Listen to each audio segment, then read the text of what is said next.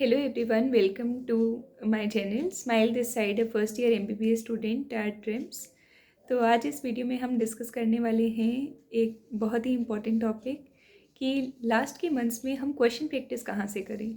क्या हमें अभी मॉड्यूल के क्वेश्चंस करने हैं, या हमें कोई टेस्ट सीरीज़ करनी है, या हम कोई एक नई बुक खरीद लें, या हमें सैम्पल पेपर्स करने चाहिए, या किस तरीके से। तो भी जैसे नीट के कुछ लास्ट मंथ्स बचे हैं, तो इनमें मेरी क्या पर्सनल एडवाइस होगी आपको, जो मतलब मैंने अपनी प्रिपरेशन से सीखा कि आपको कहाँ से क्वेश्चन प्रैक्टिस करनी चाहिए। तो फर्स्ट एंड द फॉरमोस्ट जो आपके पास क्वेश्चन सोर्स होना चाहिए, that is the previous year questions of NEET. आप कोशिश करें कि जो 2005 के बाद के क्वेश्चंस हैं वो आप ज़रूर करें। अगर आप उतना नहीं कर पा रहे हैं तो 2013 के बाद के क्वेश्चंस तो आपको ज़रूर करने हैं। पास्ट 10 ईयर्स के क्वेश्चंस होंगे, एंड कई बार नीट रिपीटेडली भी हुआ था कुछ रीजंस की वजह से, तो उनके भी आपको क्वेश्चंस करने हैं। वो तो आपके लाइक टिप्स भी हो जाने चाहिए, बार बार आप उनकी प्रैक्टिस करें। तीनों सब्जेक्ट में आपको वो क्वेश्चंस करने ही करने हैं। एंड लाइक अगर आप कर सकते हैं तो आप नीट के लाइक 35 ईयर्स के जितने अब तक हो चुके हैं ना, सारे क्वेश्चंस करने की कोशिश करो। क्योंकि देखो, आपके पेपर के लिए सबसे मेन सोर्स क्या है? जो क्वेश्चन पहले आए हुए हैं वो किसी बच्चे नहीं दिया ना। इस साल आप नीट 2024 का पेपर दोगे, नेक्स्ट ईयर जाके वही प्रीवियस ईयर क्वेश्चन बन जाएगा। तो जो प्रीवियस ईयर क्वेश्चन है ना, वो सबसे मेन सोर्स है। और कुछ नहीं, इससे आपको आइडिया लगता रहेगा कि आपकी प्रिपरेशन सही डायरेक्शन में जा रही है या नहीं। क्योंकि कई जगह ना क्या होता है कि क्वेश्चंस बहुत ज़्यादा मतलब उस टाइप के करा देते हैं जो कि उतने यूज़फुल नहीं होते। अभी अगर इस टाइम पे आप मॉड्यूल कर रहे हैं या मॉड्यूल के क्वेश्चन कर रहे हैं, नो डाउट सही है, लेकिन अगर आपने कुछ चैप्टर किया ही नहीं हुआ बिल्कुल, मतलब जिसका ज़्यादा सिलेबस पेंडिंग है, मैं उनकी पर्टिकुलरली बात कर रही हूँ, तो वो ये ना करें कि अभी सीधा वो मॉड्यूल के क्वेश्चन करने पे जा रहे हैं।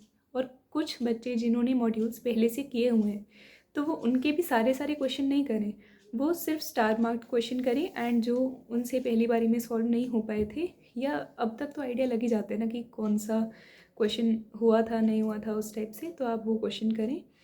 एंड बायो के लिए भी आप सिमिलरली यही फॉलो करेंगे कि आपको क्वेश्चन प्रैक्टिस तीनों सब्जेक्ट में प्रीवियस ईयर क्वेश्चंस को अपना मेन सोर्स बना के करनी है। सेकेंड क्वेश्चन सोर्स पर हम आएंगे, that is the NCERT in text questions. This is for the physics and chemistry, क्योंकि बायो में NCERT के इन टेक्स्ट क्वेश्चन नहीं होते। आपको NCERT के इन टेक्स्ट क्वेश्चंस करने बहुत इंपॉर्टेंट हैं। लेकिन अभी आप पूछेंगे कि फिज़िक्स के लाइक हम सीधा NCERT इन टेक्स्ट करें, ये उसके लिए मैं नहीं बता रही हूँ। आपको चैप्टर पहले आना चाहिए। ये नहीं है कि आपने सीधा ऐसे लेक्चर देखा and you started doing the NCERT in text. आपका पहले चैप्टर पे थोड़ी कमांड होनी चाहिए, आपने लेक्चर क्वेश्चंस अच्छे से करे होने चाहिए, प्रीवियस ईयर क्वेश्चन करे होने चाहिए, देन आपको NCERT इन टेक्स्ट क्वेश्चन पर आना है। फिर उसके बाद ये हमने बात कर ली है कि हमें मॉड्यूल के क्वेश्चन करने हैं या नहीं करने, देन प्रीवियस ईयर क्वेश्चन करने हैं या नहीं करने, एंड किस तरीके से करने, and then NCERT in text question. Fourth, अब जो मैं आपको पॉइंट बताना चाहूँगी जो सबसे मेन है, जहाँ से आपको क्वेश्चन प्रैक्टिस करनी चाहिए, दैट इज़ जितने ज़्यादा से ज़्यादा आप जहाँ से भी टेस्ट दे सकते हैं। टेस्ट आप ऑलमोस्ट देखो, मैंने लास्ट वीडियो में आपको पहले ही बता दिया कि कहाँ कहाँ से टेस्ट देने हैं। तो अब आप ना ये चीज़ें करने के बाद सिर्फ टेस्ट को अपना क्वेश्चंस का मेन सोर्स बना लो।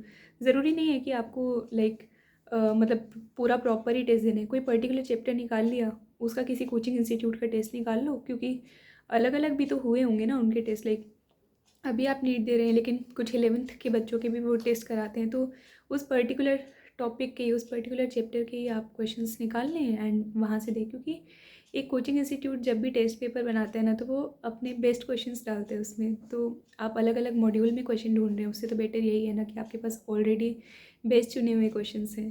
तो ये 4 सोर्सेज मैं बताना चाहूँगी, एंड आप इन्हीं पे स्टिक रहें। इनके अलावा फालतू की चीज़ों में पढ़ने की ज़रूरत नहीं है। एंड में हमें मैक्सिमम प्रोडक्टिव चीज़ें करनी है, जो कि है आपको ये नहीं करना कि आप अलग अलग रिसोर्सेज फॉलो करें, वो करें। इतने हो गए तो इसके बाद इन्हीं को रिपीटेडली करके रिवाइज करो।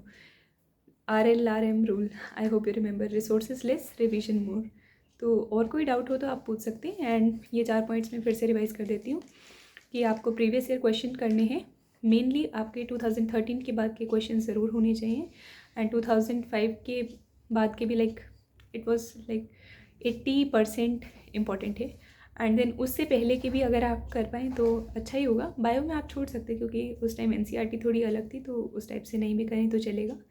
सेकेंड हमने जो बात की, that is the NCERT in text question, वो भी आपको करने हैं। एंड देन आपको मॉड्यूल के क्वेश्चन स्टार मार्क करने हैं अगर आपने पहले से किए हुए हैं, या जो भी अपने कॉपी के क्वेश्चन हैं, जो भी लेक्चर क्वेश्चन हैं, वो अब आप स्टार मार्क क्वेश्चन करने लगे। कोई चैप्टर रिवाइज करें तो आप ऐसे कर सकते हैं, like you are just reading and अगर मतलब पूरा पूरा ऐसे सॉल्व करके देखने की ज़रूरत नहीं है, अब आप सिर्फ ऊपर से पढ़ें एंड उस तरीके से हो जाएगा।